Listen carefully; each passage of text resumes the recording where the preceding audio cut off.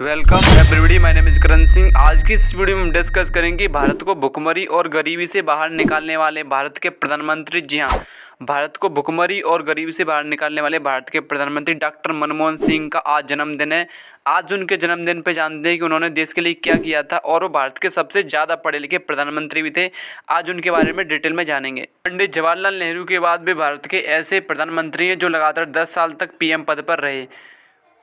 Doctor Manmohan Singh का जन्म 26 सितंबर 1932 को गाहा नामक स्थान पर हुआ था, जो भी पाकिस्तान में है, और ये भारत के पहले सिख पीएम थे। क्लास 10th की पढ़ाई उन्होंने 1948 में पंजाब में फर्स्ट क्लास में की है। जी कि मनमोहन सिंह के बारे में एक बात बताई जाती है कि वो हमेशा से ही क्लास में फर्स्ट आते थे और काफ़ी होनहार और होशियार छात्र थे। देखिए, उन्होंने सन 1948 ईस्वी में उन्होंने मैट्रिकुलेशन की पढ़ाई पंजाब से की थी और वो फर्स्ट क्लास आए थे। वहीं 1950 में उन्होंने इंटरमीडिएट की परीक्षा पास की थी और वो फर्स्ट क्लास आए थे। और उसके बाद जो है सन 1952 में उन्होंने बीए किया था इकोनॉमिक्स से पंजाब यूनिवर्सिटी से, और इसमें भी फर्स्ट क्लास आए थे। और इसके बाद उन्होंने जो है सन 1954 में एमए किया था इकोनॉमिक्स से, वो भी उन्होंने पंजाब यूनिवर्सिटी से किया था। और इसके बाद वो जो है कैम्ब्रिज यूनिवर्सिटी चले गए। यहाँ पे उन्होंने 1997 में इकोनॉमिक ट्राइपोस की जो डिग्री हासिल की। उसके बाद 1962 में उन्होंने पीएचडी की कैम्ब्रिज यूनिवर्सिटी से। जी हाँ, उन्होंने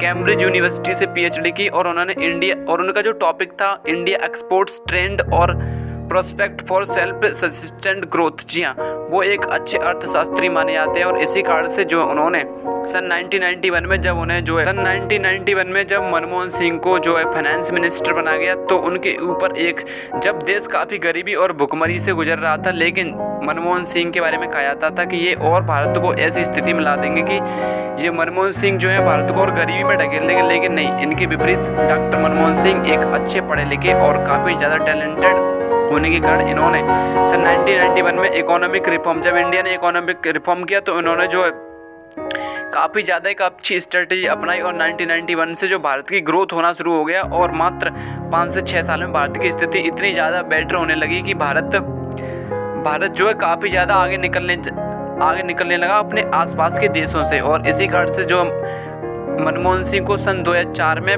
भारत के प्रधानमंत्री के रूप में चुना गया और उसके बाद सन 2009 में भारत के प्रधानमंत्री के रूप में चला गया। और ये ऐसे प्रधानमंत्री जिन्होंने भारत को गरीबी और भुखमरी और अन्य कई कठिनाइयों से बाहर निकाला और भारत की इकोनॉमी में एक ज़्यादा उछाल देखने को मिला। इसके बाद जो इन्होंने इनका जो और सबसे अच्छा कार्य था वो था आरटीआई एक्ट 2015। जी हाँ, इन्होंने जो आरटीआई एक्ट 2015 लागू किया, क्योंकि इससे पहले काफ़ी सरकारें थी जो आरटीआई एक्ट 2015 जो जैसे कि आपको पता है आरटीआई एक राइट टू इन्फॉर्मेशन एक एक्ट है, और ये इसकी जो है शुरुआत डॉक्टर मनमोहन सिंह ने की थी। डॉक्टर मनमोहन सिंह ने राइट टू इन्फॉर्मेशन की शुरुआत की थी, जो कि काफ़ी ज़्यादा एक बड़ी उपलब्धि मानी जाती है। इससे क्या है कि जो जनता है वो किसी भी योजना के बारे में पता कर सकती है कि इसका कितना पैसा खर्च हुआ, कितना कहाँ चला गया, तो आरटीआई के अंतर्गत आते हैं। लेकिन कुछ ऐसे भी योजना होती है आरटीआई के अंतर्गत नहीं आती।